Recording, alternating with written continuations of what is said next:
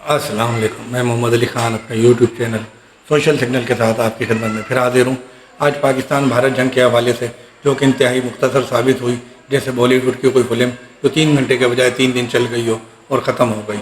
اس جنگ کے ختم ہو جانے میں ہی دونوں اطراف کی بہتری تھی، مگر اس معاملے میں پاکستان کی ایئر فورس نے جو کردار ادا کیا ہے، ان کے اسکواڈرن لیڈرز نے، ان کے ونگ کمانڈرز نے جو کردار ادا کیا ہے، اس کی مثال تو مستقبل قریب میں بھی شاید نہ ملے اور ماضی قریب میں بھی شاید نہ ملے۔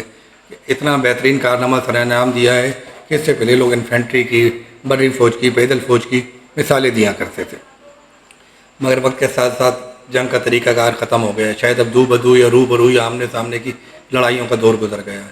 دوسری طرف ڈیجیٹل وار ہے۔ پاکستان نے جس طرح سائبر اٹیکس کیے، بی جے پی اور پی ایم ہاؤس کی ویب سائٹ کو ہیک کیا اور ان کے سرویلنس جو سی سی ٹی وی کیمرہ ہیں ان کو ہیک کیا، ایئر ڈیفنس سسٹم کی ویب سائٹ کو ہیک کیا، بے شمار ویب سائٹ کو آج ہیک کیا گیا، گریڈ اسٹیشن کو ہیک کیا گیا، وہاں پہ 70% علاقے میں اندھیرا چھا گیا، لوڈ شیڈنگ کا سامنا کرنا پڑا اور بہت دیر بعد کہیں جا کے ساری صورتحال بہتر ہوئی یا بحال ہونا شروع ہوئی۔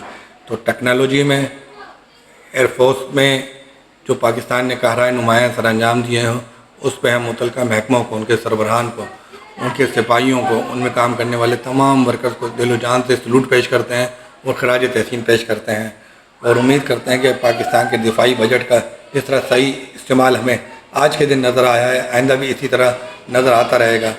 ان 14 لاکھ کے مقابلے میں 7 لاکھ فوجیں، ظاہر دفاعی بجٹ ہے، پنشن ہے، دیگر اخراجات ہیں، مگر جب سامنے ایک بڑا دشمن اور مکار ملک ہو تو یہ سب کرنا اور رکھنا ضروری ہوتا ہے۔ جس دن دشمنی میں کمی آنے لگی تو شاید دفاعی اخراجات بھی بہتر ہو جائیں اور وہ ترقیاتی اخراجات میں منتقل ہو جائیں۔ چیزیں وقت کے ساتھ ساتھ بہتر ہوں گی، آہستہ آہستہ بہتر ہوں گی۔ ہماری اسٹیبلشمنٹ کو، ہماری موجودہ سیاسی قیادت کو چاہیے کہ ملک میں سیاسی عمل کی بحالی کے لیے کام کریں۔ عمران خان کو آن بورڈ لیں، تحریک انصاف ایک بڑی جماعت آن بورڈ لیں۔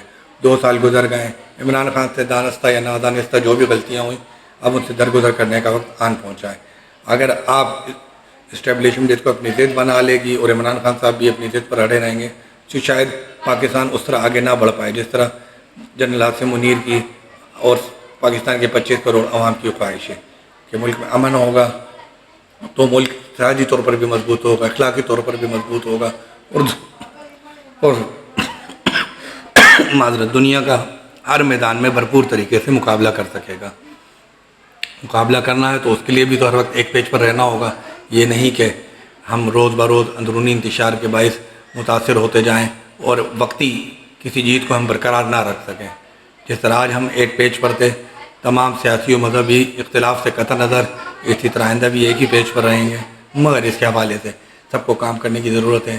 عمران خان صاحب، آپ بھی ایک چھوٹا سا یو ٹرن لیں، اسٹیبلشمنٹ کے ذمہ داران آپ بھی اپنی ایگو کو ختم کریں تاکہ مسئلے کا پرامن اور مستقل حل نکل سکے جو کہ پاکستان کے لیے بہتر ہے، پاکستان کے 25 کروڑ عوام کے لیے بہتر ہے، ان سب کو ایک پیج پر لانے کے لیے بہتر ہے۔